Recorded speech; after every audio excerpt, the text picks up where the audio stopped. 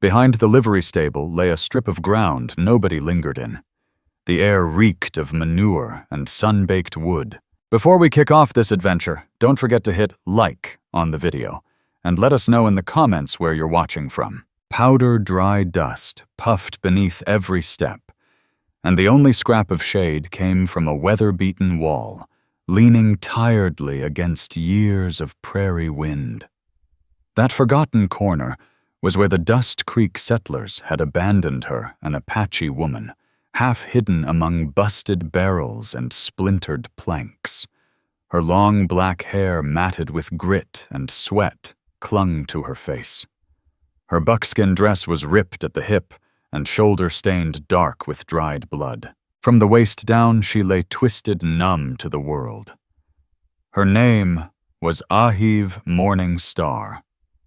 Not long ago, she had roamed the river valleys with the White Elk clan, moving between hunting grounds and high mesas. Then the Iron Horse riders stormed through, scattering her people. One bullet to the spine ended her running life. Driven only by raw instinct and will, Ahyv dragged herself to the outskirts of Dust Creek, praying for a cup of water, a scrap of bread, maybe a trace of mercy. Instead, she found hard stares and turned backs. To those settlers, she was no neighbor, just an enemy to be forgotten. They shoved her behind the stables, muttering that the desert sun would finish what the lead ball had begun. Days passed. Her lips cracked as she tried to sip rainwater pooled in a trough. Each time she shifted, fire lanced from her lower back, though nothing below her waist obeyed. Only pride kept her chin lifted when boots scraped past. She would not beg even when her throat burned like rope, and fear whispered that she'd die unseen under the noon sun. If death came, it would come without her pleading. That blistering afternoon, Zeke Callahan rounded the stable corner with a sack of oats on his shoulder. Once he had worn the sheriff's badge here, but fever had taken Ada and little Rose, and he'd walked away from law and company alike. Folks said he was used up, a man waiting to fade with the seasons. Zeke froze at the sight of her. His first thought was grim and practical. She's dying. Touch this, and I'll carry it until it kills me too. His grip tightened on the feed sack. He could walk away, no one in town would fault him. But the town had already spoken. Ahyv lifted her head, meeting his gaze. Those dark eyes neither begged nor wavered. They simply measured the man standing over her, testing whether he was built of the same cold iron as the rest. Something in Zeke's chest clenched a memory of Rose coughing in her final fever of helpless nights beside a bed he couldn't save. He'd sworn never to open that wound again. Years of silence had kept him safe. Yet here was a woman half dead in the dust, staring him into a choice. He let the sack drop with a thud, startling her. Guilt burned in him as he crouched so she could see his empty hands. Her face was blistered by sun lips, split and dry, but her gaze stayed steady. He drew the dipper from his canteen and held it near her mouth. "Can you swallow?" His voice came rough, wary. Her throat moved once. She gave a slight nod. He tipped the dipper slowly. She drank in careful sips, steady even as her body trembled. Brushing flies aside with his hat, Zeke pictured how this scene would look if spotted. Some would call him a fool, others a traitor for helping an Apache. But turning his back felt heavier than staying. He had already buried his own family. To leave her was to bury the last shred of decency he owned. He drew a slow breath. If I take her, the road will be hard. If I leave her, I'll never outrun it. Decision settled in his bones. All right, he muttered, not to her, but to himself. He slung the canteen, scanned the alley for prying eyes, and began planning the wagon, the trail home, the long work ahead. For the first time in years, purpose pressed on his shoulders. Zeke lingered in that narrow strip of shade, the smell of manure and hot wood thick in the air, knowing there was no turning back. Ahyv's sharp gaze never left him. He understood then that walking away was no longer an option. One last glance toward the quiet street-only saloon chatter and the shuffle of boots carried on the wind. He set his jaw, returned the dipper to the canteen, and pulled a blanket from the oat sack. Carefully, he slid an arm beneath her shoulders, another under her useless legs. Pain shot through her. A sharp gasp escaped. She clenched her teeth, fighting the sound. He felt the jolt run through her and eased her back against the wall. Her breathing was ragged. He understood move her too fast, and he could do more harm than help. He had carried wounded men before. He knew how a body spoke its limits. "I'll fetch the wagon. We'll do this slow," he said softly, almost to himself. Leaving her just long enough, Zeke hurried around the stable. His mare flicked flies with her tail beside the hitched wagon. Zeke's pulse hammered harder than the run he'd just made. It wasn't the sprint. It was the weight of what he was about to shoulder. Steering wide of the main street, he swung the wagon around the back of the livery out of curious eyes. When he returned, Ahyv Morning Star hadn't budged. Her fingers dug into the hard dirt, as if holding herself to the earth. "Easy now," he murmured, laying a blanket beside her. "We'll slide you on first." Careful as he could, Zeke eased an arm under her shoulders and guided her hips with slow precision.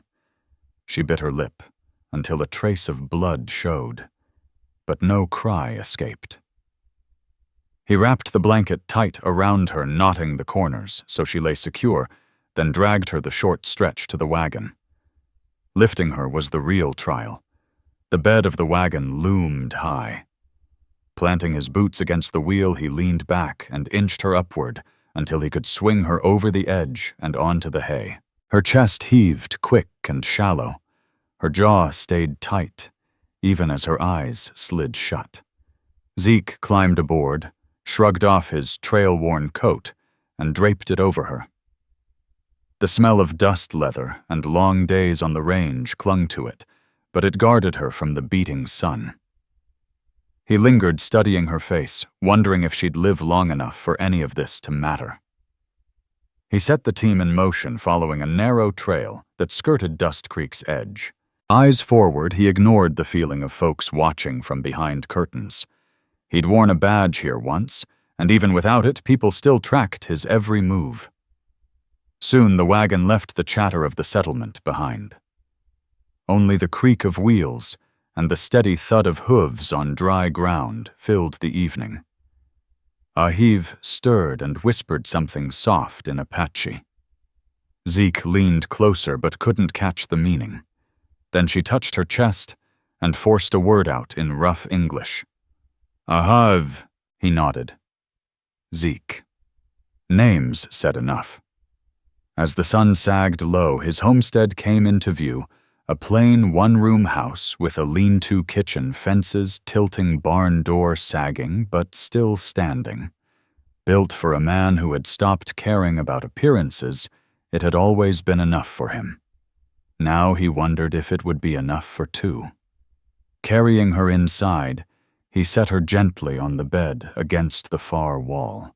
The room smelled of wood smoke and lamp oil. He lit a lantern, set water to boil, and pulled a clean shirt from a chest to serve as a cloth. Cutting away the torn dress around her back, he exposed the angry wound. The bullet lay deep, the flesh around it swollen and hot. With practiced steadiness, he cleaned it with carbolic and boiled water, though his stomach tightened. He'd seen men die from wounds like this, most of them had. Questions pressed at him why her kin had left her so near town, why no one had lifted a hand to help, but he let them rest. First came survival. Keep her breathing, keep the wound clean, keep water and food in her.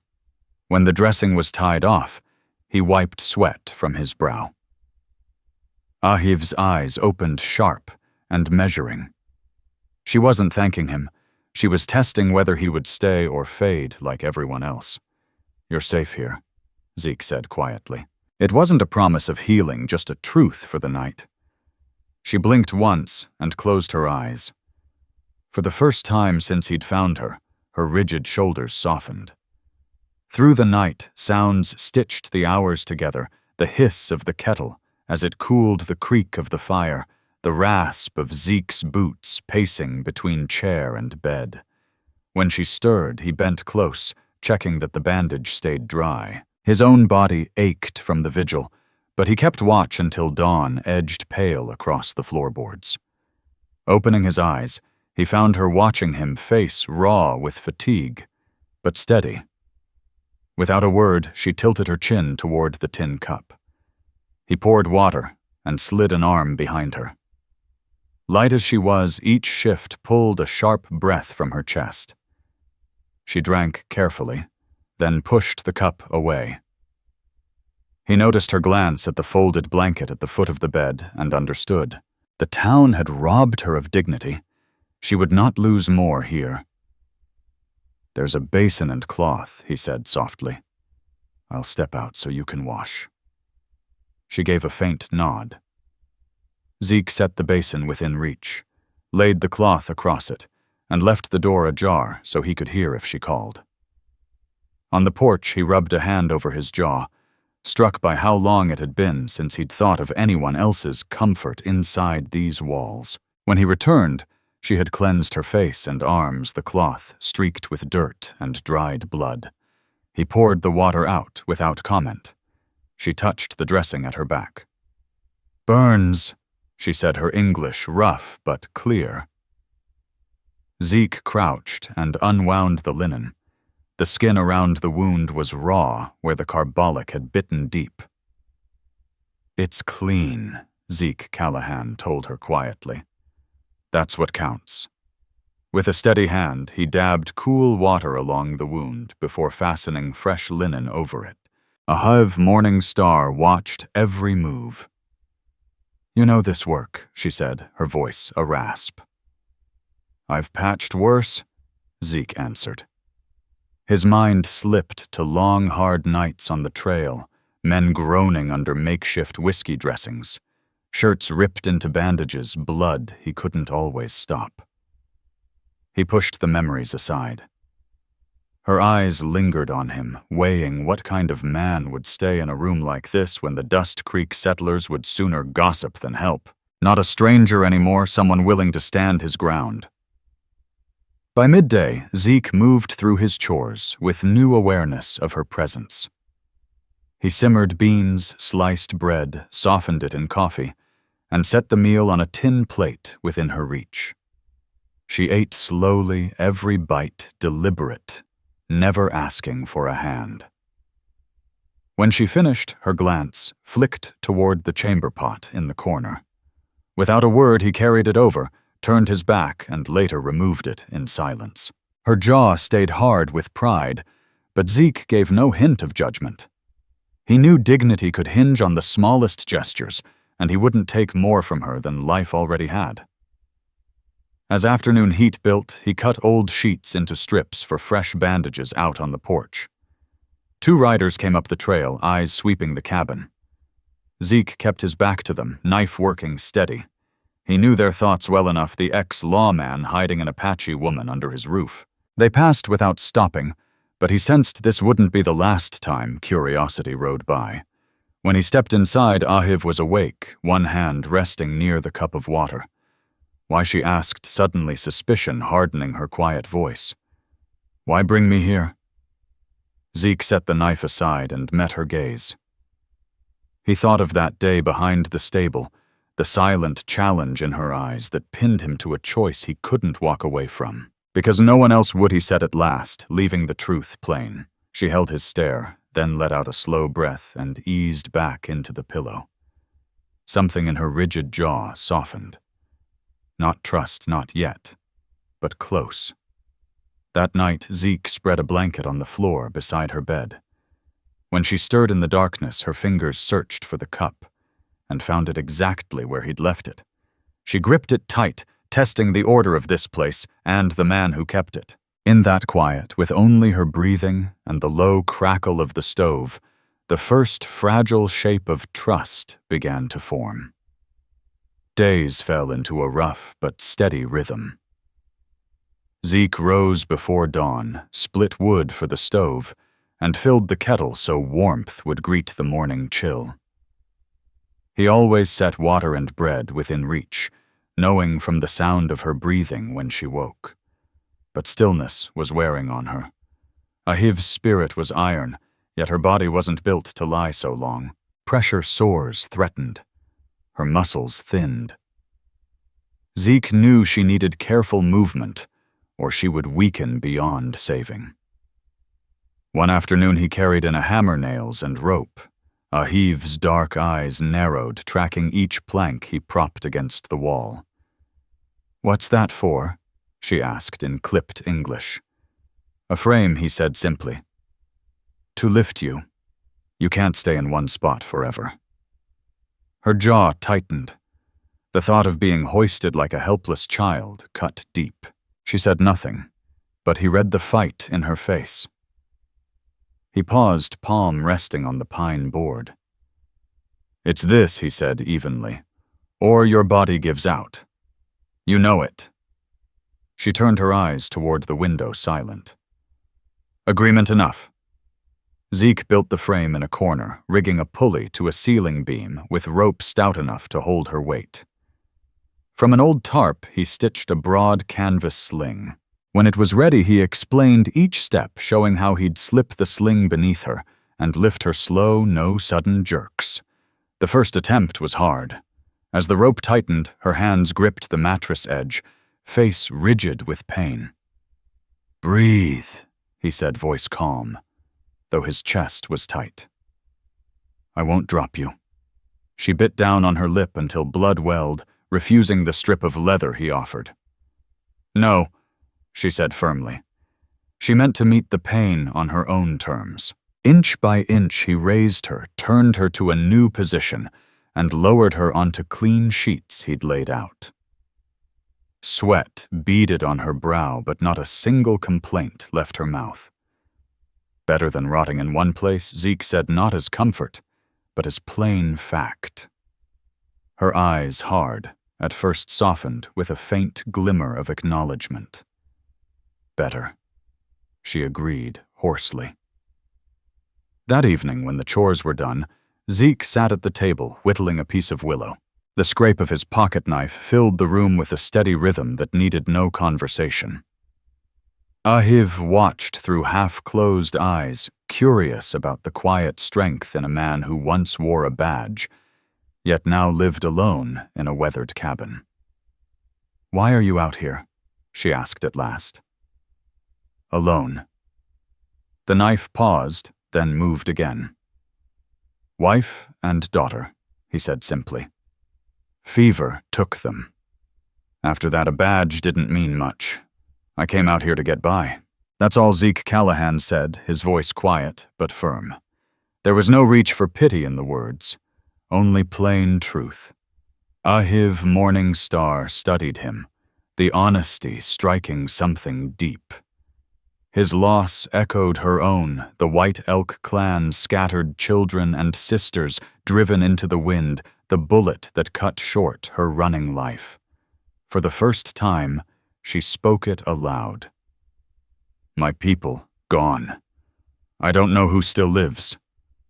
Zeke looked up, lamplight carving deeper lines in his weathered face. "Then we both carry what's left," he said simply. The words settled heavy between them. Not comfort, just the hard truth. Neither added more. When the lamp was turned low, Ahyv lay back, breathing easier after the lift, while Zeke shaped a rough bird from a scrap of willow in the dim glow. Her eyes drifted shut. She didn't fully trust him yet, but she was beginning to believe he wouldn't leave. By week's end, Zeke knew his stores were running out. Strips of linen had dwindled, the carbolic was almost gone, and the pantry held only beans, flour, and coffee. Ahyv ate sparingly, but she needed more than that. "I'll ride into town," he told her. She stayed silent at first. eyes fixed on him as if to test whether he'd return. He added quietly, "I'll be back before dark." After a pause, she gave a single nod, though the set of her jaw showed how hard trust came. At first light, he saddled the mare and headed for Dust Creek, a mental list riding with him carbolic clean cloth dried fruit, or if luck held a few tins of peaches. The town looked the same: wagons clattering women with baskets, men smoking by the saloon. Yet Zeke felt sharper eyes on him. Ever since he'd brought Ahyv home, whispers had traveled like prairie fire. Inside the mercantile, Cyrus Flint, the thin storekeeper, shifted uneasily as Zeke gathered supplies. When Zeke laid them on the counter, lamp oil soap flour, peaches, rolls of linen, Cyrus rang them up without meeting his eye. 2 ranch hands lounged near the stove. One spat into the ash bucket and said loud enough for all to hear, "Heard Callahan's keeping an Apache woman. Must have lost his senses." The other chuckled. "Better put her out before more of her kind show up." Zeke neither flinched nor turned. He counted out coins slowly, every movement deliberate. Cyrus slid the goods forward without a word. The ranch hands waited for an outburst, but Zeke gave them nothing. He packed the sack, tipped his hat, and walked out. On the way back, he stopped where cottonwoods shaded an arroyo, cutting 2 straight saplings and lashing them smooth across the wagon bed. He was already thinking of bed rails to steady Ahyv and give her arms leverage. Every trip into town carried the risk of gossip and worse. If she was to stay under his roof, he had to make sure she could live without depending on neighbors who'd already turned away. When he returned, Ahyv was propped against the headboard. Her dark eyes flicked to the sack. Zeke placed the tin of peaches on the table first. She stared at it as if it were a rare treasure. He opened it with his knife and held out a slice on the blade. She took it between her fingers, lifted it to her lips, and closed her eyes as the sweetness melted on her tongue. For the first time since he'd carried her from the dust, her face eased. "Better than beans," Zeke said, setting the tin within reach. A faint, real smile touched her mouth. "Better." He washed his hands, unpacked the cloth and soap, and showed her the fresh bandages. While he cleaned the wound, she studied him closely. "Men in town, what do they say?" she asked. "That you should have been left where you were," he answered evenly. He wouldn't lie to her. She absorbed the words without a blink. "And you still choose this." "I chose the day I carried you out," he said. "That doesn't change." The silence that followed was no longer suspicious, but solid with shared resolve. That evening, Zeke hammered the saplings into place along the bed. The rails were rough but strong enough to keep her from rolling in her sleep. Ahyv watched from the pillow fingers resting on the tin of peaches. When he stepped back to check his work, she spoke his name for the first time, shaping it carefully. Zeke. He looked at her. She gave a single firm nod, as if to mark not just the man, but the fact that he had stayed when everyone else had turned away. The weeks that followed tested them both. Ahyv's wound slowly knitted, but from the waist down, nothing answered her will. She could shift with her arms and shoulders, but her legs remained still. Zeke knew that if she stayed bound to the bed, her strength, and then her spirit, would fade. He had seen it happen to men crippled by raids or accidents. One morning, he cleared a space near the porch and began dismantling the old cultivator rusting by the barn. Through the open doorway, he caught Ahyv watching, silent but intent, following every board he carried and each wheel he unbolted. By sundown, a sturdy frame lay on the ground, the beginning of something new. The rough frame Zeke had built turned out strong enough to hold Ahyv Morning Star's weight. The next day, he rolled his handmade chair inside. Its pine boards were sanded smooth. The iron-rimmed wheels fixed firm and leather straps crossed the back to steady her shoulders. "You need to sit up, move around, not stay flat all day. This will help," Zeke Callahan said in his plain, steady way. Ahyv studied the chair, suspicion sharp in her dark eyes. Pride bristled at the thought of being strapped in like a child. Zeke waited, giving her time. At last she asked, "I push myself." "You push," he replied. "I'll steady if needed." With slow care, he slid her into the seat, guiding her arms to the rests and fastening the straps just enough to keep her upright. She tested the wheels. They jerked at first, then rolled smoother, as she found a rhythm forward a few feet back again. Zeke kept a hand ready but didn't interfere. Her glance warned him not to overstep. He nodded and stepped back. Later, he nailed a ramp of scrap boards to the porch step. When she tried it, the chair wobbled. Zeke steadied the frame while she forced the wheels upward, teeth clenched. At the top, she exhaled sharply, half a laugh, half a battle cry. Better, she admitted, gripping the rims with new confidence. From that day, the chair became part of their mornings. Zeke filled a sack with creek sand and tied it to a rope. Ahyv pulled until her arms quivered, rested, then pulled again. Pain and defiance lit her face. She would not yield to weakness, and Zeke respected it, never easing the challenge. Still, unanswered questions pressed at him. She had spoken little about the White Elk clan since confessing they were scattered.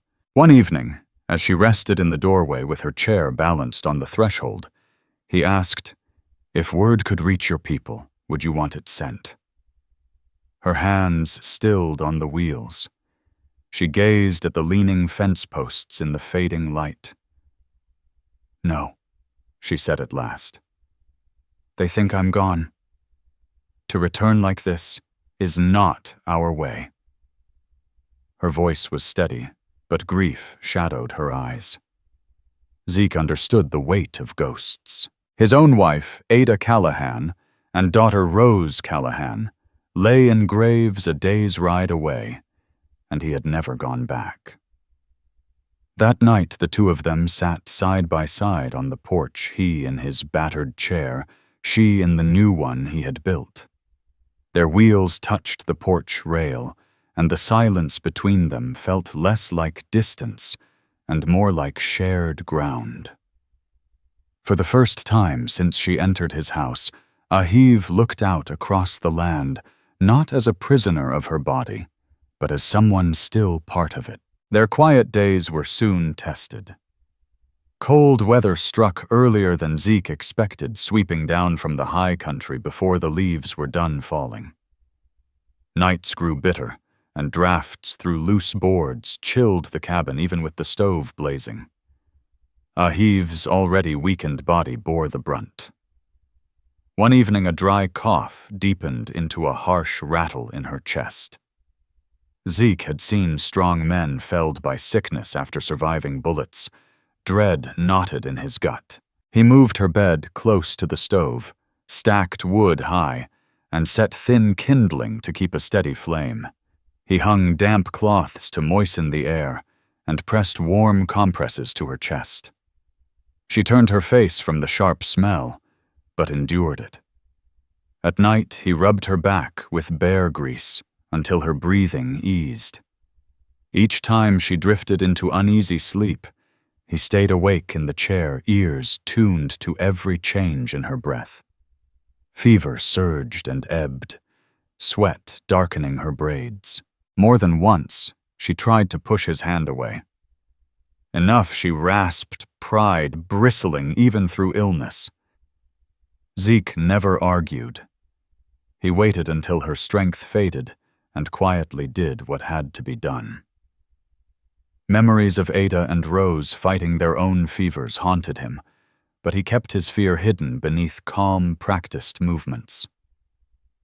On the third night, she woke in a sudden sweat eyes wide. Breathing shallow, she whispered something in Apache he couldn't catch. then gripped his sleeve with surprising force.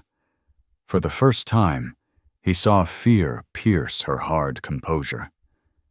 "You're not alone," he said, leaning close, his voice firm. "Do you hear me? You're not alone." She stared at him, testing the truth of those words, then finally let go, her body sagging as exhaustion pulled her back under. By dawn, the fever began to break. When she opened her eyes, they were weak but clear. "Still here," she said, as if to confirm he had stayed through the night. "Still here," Zeke answered. His own shoulders sagged from sleepless nights, but those two words carried all that mattered. When she was strong enough to sit again, Zeke lifted her carefully into the chair. Her hands trembled on the wheels, barely able to move. He crouched beside her. "You'll get it back, just give it time." She met his eyes, lips pressed tight, then nodded once.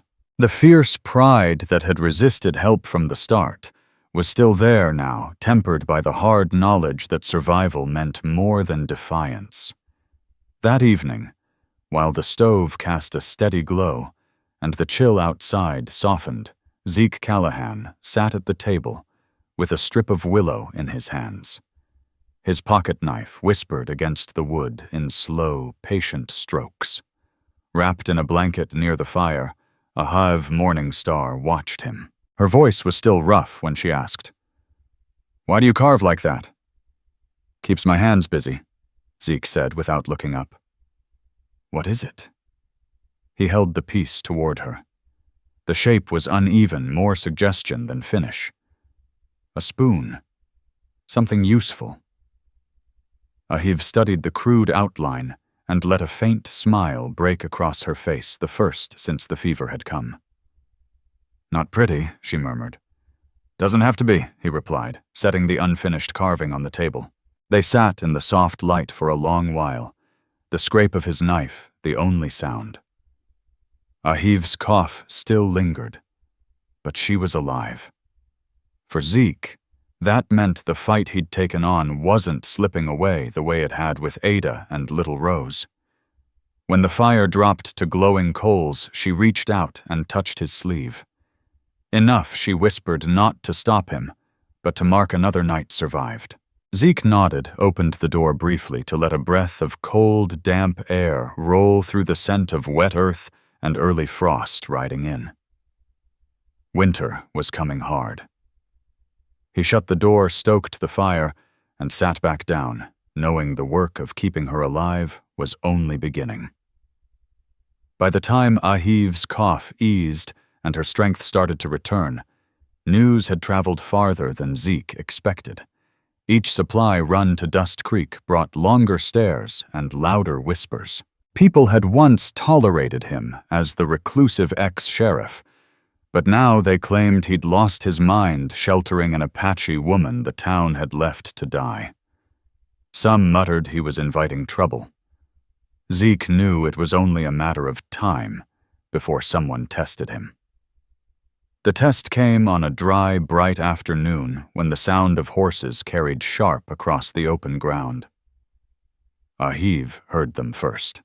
From her place by the window, she straightened in her chair, fingers tight on the wheels. Zeke stepped onto the porch as 3 riders approached at an easy pace. Reins slack, hats low. They moved like men convinced the land and its rules belonged to them. The tallest stopped at the foot of the steps. "Afternoon, Callahan," he said, voice casual with a bite under it. "Word is you're keeping company out here. Thought we'd come see for ourselves." Zeke stood with empty hands, face calm. "You're on my land. That's all you need to see." The second rider smirked. "Funny, you used to wear a badge. Now you're hiding savages. Guess time changes a man." Zeke's eyes narrowed, but his tone stayed flat. "You've said your piece. Now ride on." The tall man leaned forward, his boot pressing the lowest step. Or what he prodded. The air went still, even the wind holding back. A soft creak of wood broke the silence. Ahyv rolled her chair onto the porch, the rifle Zeke had left by the door resting across her lap. With calm precision, she pulled the bolt back, the sharp metallic snap cutting through the quiet. She set a single bullet on the porch rail and said nothing. She didn't have to. The three riders shifted uneasily. Their eyes darted from Zeke, steady and unmoved, to Ahyv, who sat tall and unyielding with the rifle ready.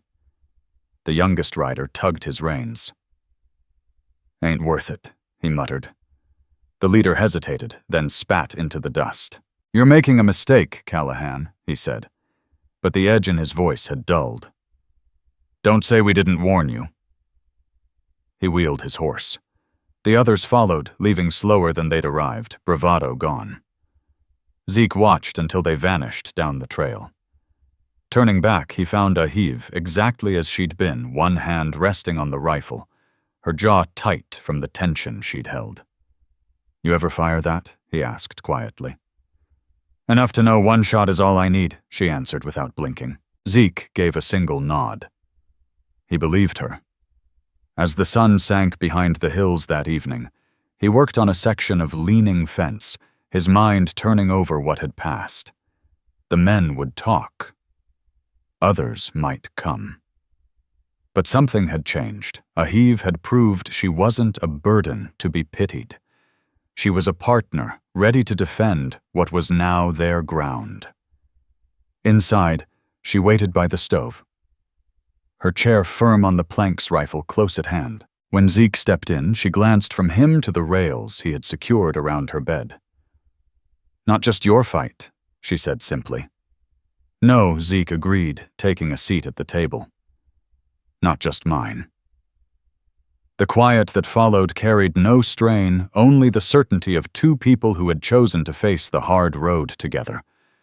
Though the riders never returned, Zeke knew the threat lingered in Dust Creek talk. He decided Ahyv needed more than his care if she was to hold on to life and strength. He could mend fences and build chairs, but she deserved a doctor who spoke plain, without prejudice. The local settlement offered no such man. The only healer Zeke trusted was Doc Rufus Lane, 2 days' ride west in a river town. One evening, while tightening the strap on her chair, he told Ahyv of the plan. She listened quietly, hands folded in her lap. "If I go," she asked, "and he says I will never walk again, what then?" "Then we know," Zeke said, his voice steady, his eyes carrying the weight of that truth.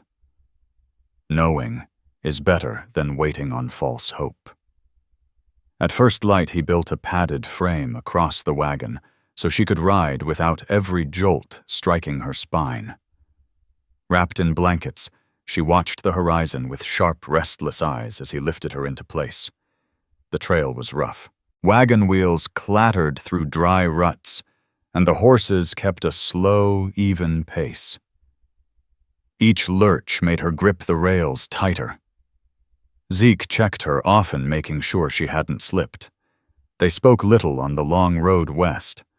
For Zeke, the silence filled with memories of riding this same route years ago with Ada and Rose, before fever had taken everything. For Ahyv Morning Star, the quiet on the trail carried a heavier meaning. This ride might decide her future for good. When they reached the river town, Doc Rufus Lane welcomed them without hesitation. The doctor, solidly built with clear, steady eyes, was used to mending ranch wounds and bullet injuries without fuss. He examined Ahyv carefully, pressing along her spine, testing each muscle in her legs, searching for any sign of life. Beside them, Zeke Callahan studied the doctor's face, straining for a flicker of hope. At last, the doctor stepped back.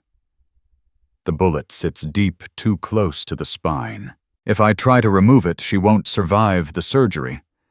But if the wound stays clean and she keeps her strength, she can live a long life.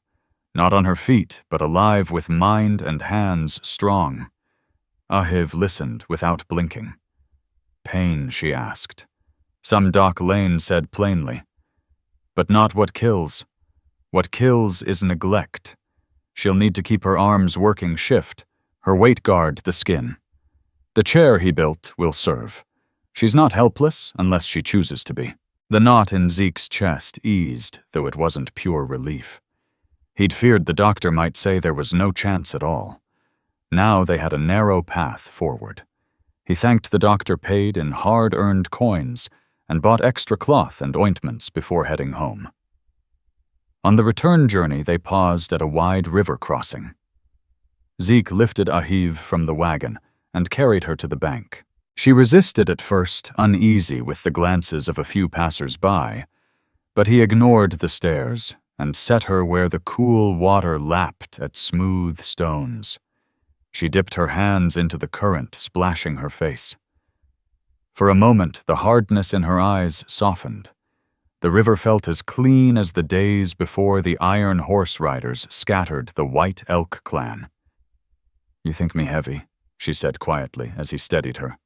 "I know you are," Zeke replied, his voice free of insult or pity. It was simple truth. She studied him, and a faint spark of respect lit her gaze. That night back at the ranch, they shared beans spiced with chili and a small pan of cornbread. After supper, Zeke asked the question he'd held for weeks. "Do you want word sent? If any of your people are alive, they might come." Ahyv traced the rim of her tin plate with a fingertip, then slowly shook her head. "No. Better they believe I am gone." Her voice stayed firm, but sorrow moved beneath it. She tapped the table once. "This is the word," she said. "Here. Not behind a stable. Not in the dust." Zeke met her eyes, and for the first time, the fragile trust between them felt like something permanent.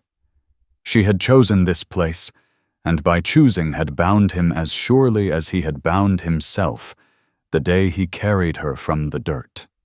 Spring spread across the land with quiet certainty. Snowmelt filled the creek. Patches of green returned to the pasture. Zeke worked long days repairing fences and greasing the pump until it turned smooth again. Each morning, Ahyv wheeled onto the porch, wrapped in a blanket against the cool air, watching with the same sharp eyes she'd fixed on him that first day. But now their look held calm acceptance. The house itself changed with them. Zeke laid a cedar board across the threshold so her chair rolled freely, and rehung the door on fresh hinges to swing light. Inside, he lowered shelves and built a table she could reach without strain. Each change said plainly the home belonged to both of them. Ahyv noticed every detail, though she rarely spoke of it. When she did, it was with simple words: good. Better. That was enough. One Sunday, Zeke rode again to the river town, this time not for medicine. He returned with Pastor Levi Boone, a quiet man in a plain hat carrying a small Bible. Under their roof, the preacher witnessed their marriage. Ahyv wore her hair in 2 braids tied with red thread saved from a scrap of cloth. She did not wear white, and Zeke's only concession was a freshly brushed coat. The vows were brief, the words plain, no promises of riches, only the life they had already begun together. When Pastor Boone left, Zeke handed him a jar of honey from the hives out back, and watched him ride away. That evening they ate stew and cornbread on the porch as the sun slid low, the windmill creaking a familiar rhythm, the air rich with the scent of freshly turned soil where Zeke had planted beans. On the small table between them sat the crooked willow bird Zeke had carved months earlier. Ahyv lifted it, smiled at its rough lines, and set it back down this time, as something worth keeping. After supper, Zeke eased her chair down the well-worn ramp. They moved along the fence where calves bawled for their mothers. One nosed her open palm. She held still, calm and sure, and for the first time Zeke saw her not merely surviving, but fully part of the life around them. She turned to him. "This is home."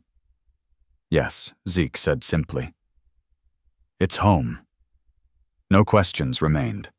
The Dust Creek settlers had made their judgment and kept their distance, but Zeke and Ahyv had built a life that belonged to neither of their pasts and to both of their futures. They had met death sickness, suspicion, and loneliness, and again, they had chosen to stay.